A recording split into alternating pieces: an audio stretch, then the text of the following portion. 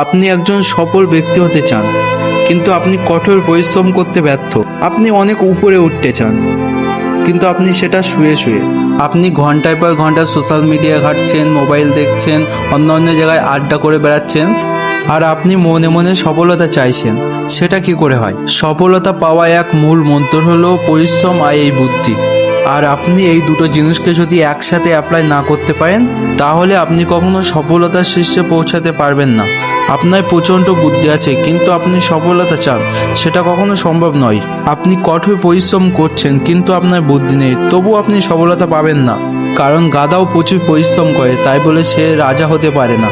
বুদ্ধি কিন্তু শিয়ালেও রয়েছে, তাই বলে শিয়াল বনের রাজা হয় না। সিংহকে বনের রাজা বলা হয়, কারণ সে ট্যালেন্ট এবং শক্তি দুটোকেই একসাথে লাগায়। আপনাকেও সেটাই করতে হবে। আপনি যদি দুটোকে একসঙ্গে অ্যাপ্লাই করতে পারেন, তাহলে আপনিও সফলতার শীর্ষে পৌঁছাতে পারবেন। ধন্যবাদ, সবাই ভালো থাকবেন। ভিডিওটি ভালো লাগলে লাইক করবেন এবং অন্যকে দেখার সুযোগ করে দেবেন। Take care.